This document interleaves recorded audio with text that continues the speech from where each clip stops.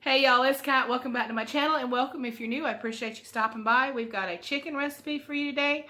You're just going to have to try. It's comfort food at its finest. Welcome to my Southern Farming Kitchen.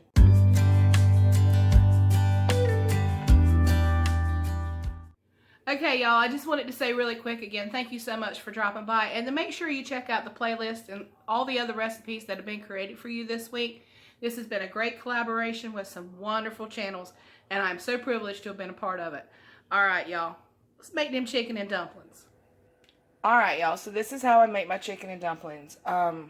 Everybody down here's got a recipe, and everybody's recipe is tried and true, but this is how I make mine. This is 3 cartons of chicken broth. It just really drives home that chicken flavor, and I like it better than water. So I use that, and then I don't like to handle chicken any more than I absolutely have to. So I don't cube the chicken first. I cook it, and then I take it out, and then I cube it, and I put it back in. I know it's an extra step, but it just protects everybody that way, and it's easier. So I put that in there. All right, now what I've got is a combination of seasonings. It is celery seed, parsley flakes, chopped chives, and Badia Complete. If you're not familiar, this is the Badia Complete.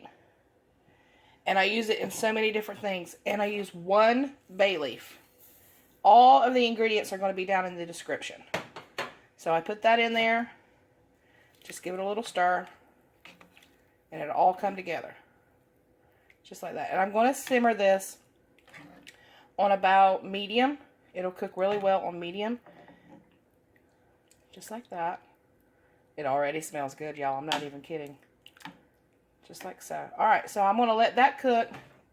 Let the chicken get cooked through. And then I'm going to show you how I cube the chicken and make the dumplings. So when the chicken is basically done, you're going to take it out. And y'all, it's hot now. I ain't playing. It's hot. We're going to just shred it up. As little or as much as you want to. I kind of like it shredded quite a bit. Haha, it's hot. Just going to cut it up like so. Not using that other hand because it is hot. You can let it completely cool. You really can. Alright, so let me get this shredded up. And I'm going to start on the dumplings. That's the best part.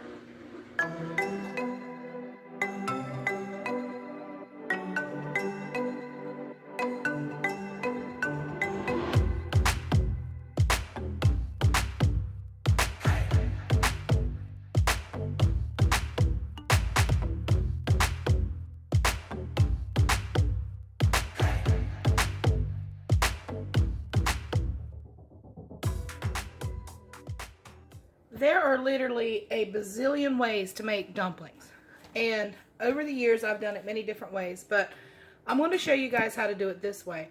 You're going to get an all-purpose baking mix, kind of like you know, like Bisquick.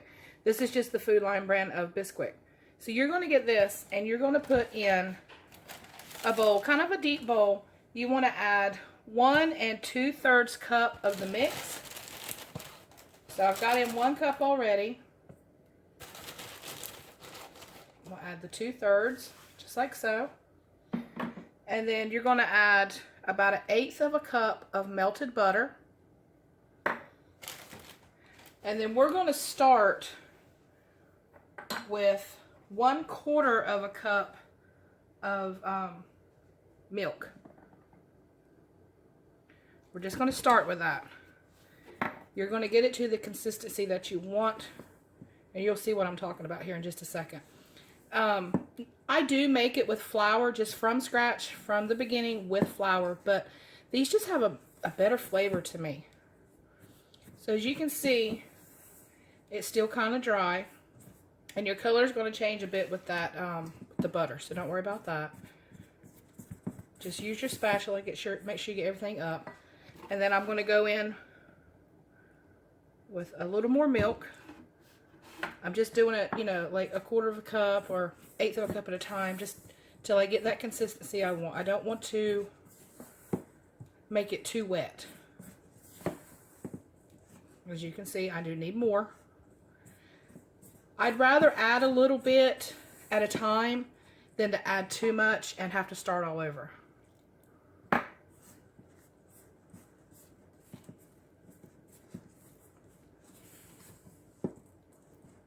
Yeah, it's starting to come together now. But, I mean, making it with flour is easy, too. You basically just do it the same way. You use just flour and water. And you just, it's trial and error. You just add a little bit of water at a time until you get it to where you can make the dumplings by hand. Now, as far as the pot that I got behind me, I just shredded that chicken and I set it aside. I'm actually going to cook the dumplings first, and then I'll add the cooked chicken right back in. That way it's just not overcrowding the pot. I'm just going to add a splash, y'all. Just, you know, it's patient. It's like a food of patience kind of thing. Just take your time and get it in there. Okay, that is just how I want it. It's just, I'm going to show you. It's just sticky, just like so. You don't want to add any more liquid to that. And I'm actually going to let it sit on the counter for about 5 minutes, let it all come together, and then I'm going to use my hands and I'm going to put it in the pot and let them cook almost all the way through. Add the chicken, and then I'll show you the last step. Okay, so keep an eye on the water level in your pot. You kind of want it to be where you started off at. And what you're going to do, make sure your hands are wet because it makes it so much easier. You're going to want a dumpling about the size of the inside of your palm, okay? And you kind of want it flat like so. And you're just going to drop them in.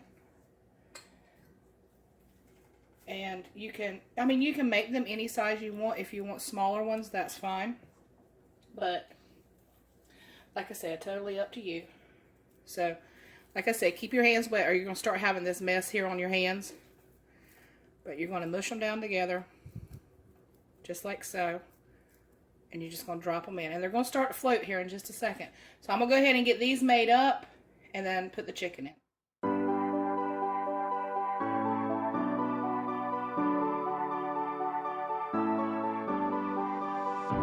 I'm holding on, if almost gone. Someday I know I'll finally make it through the gates. Just have to wait. You whisper to me, there's no maybe. There's only time for dreams even greater. I hear the call, and I close my eyes to see even clearer. I see it all. I know that we can go higher if we keep our faith, if we keep our faith. Okay, so see how they've cooked down and they've kind of broke apart. And, you know, some of them broke apart.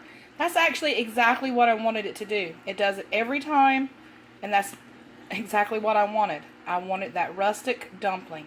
You see those? You get a little bit of dumpling in every bite, and to me, it's perfect.